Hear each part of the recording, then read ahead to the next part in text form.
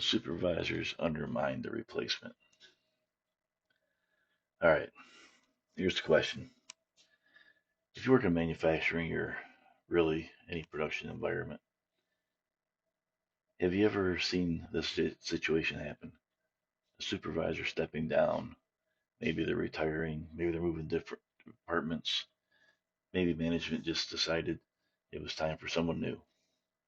So they bring in the replacement, but the old supervisor is still there training them.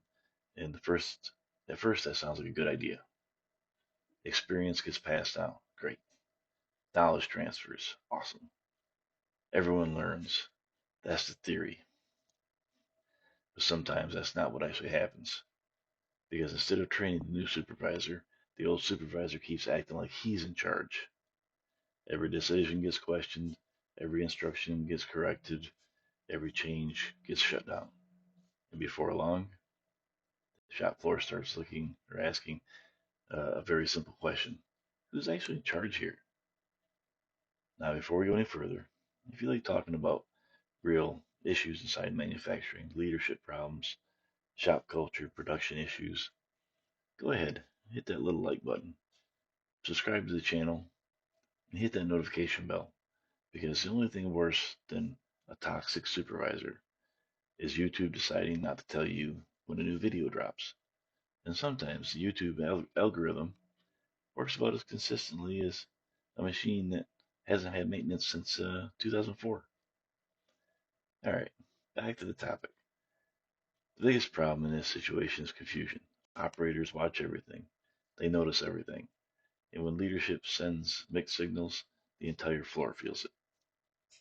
If new supervisors tell the team to run the job one way, but the old supervisor steps in and changes it, the operators immediately stop trusting the structure. Once that happens, things start falling apart, not dramatically, not overnight, but slowly. People stop taking directions seriously. They start asking the old supervisor instead of the new one. And now the new supervisor is stuck in the worst possible position. They technically have the authority, but they don't have the control. And that's a recipe for failure. Now here's a question we really need to ask. Why does this happen? Why would someone who is stepping down undermine a person replacing them? And honestly, there are a few reasons. Sometimes it's ego. If someone's been running the department for years, it's hard to let go. Their identity is tied to that role, their authority, their decision, their system. So when someone new steps in, every change can feel like a criticism, even when it isn't. Sometimes it's fear. The old supervisor might be thinking, uh, what if they do a better job than I did? What if management realizes something I never fixed? So they keep control as long as they can. Sometimes it's habit. After years of running things, stepping back feels unnatural. They jump in automatically, but regardless of the reason, the effect is the same. The new supervisor never gets a fair start. And when that happens, good leaders sometimes fail before they even begin. Now, here's the part that good companies understand: training a replacement doesn't mean controlling them, it means preparing them, it means sharing knowledge, it means explaining the systems. But eventually, you have to step back, because leadership isn't about holding power forever, it's about building the next leader. And the strongest supervisors I've ever seen, they actually want the replacement to succeed. They help them out, they guide them. And then when they step aside, because that's how organizations grow. Now I want to ask you something. Have you ever worked in a shop where this happened? Where the old supervisor wouldn't let go? Or the new supervisor never got a real chance?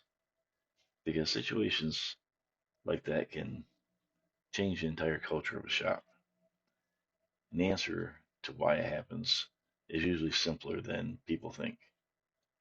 Most toxic leadership behavior comes from insecurity. When someone's is confident and what they've built. They don't want to, feel threatened when someone uh, continuing their work that they feel proud. And that's the difference between a supervisor and a leader. So if you're in a leadership role and you ever in the position of training your replacement, remember something. Your final test as a leader is whether that person after you succeeds. Because if they succeed, it means you built something strong. If they fail, sometimes the problem started before they even took the job. And that's something every organization should think about. Now, I'm curious about something. Have you seen this happen in a shop? Drop your story in the comments because these conversations help people understand the real problems happening in manufacturing. And if you enjoy talking about, real shop issues like this, don't forget, like the video, subscribe to the channel, and hit the notification bell. And I'll see you in the next episode where we keep digging into the problems and solutions inside manufacturing.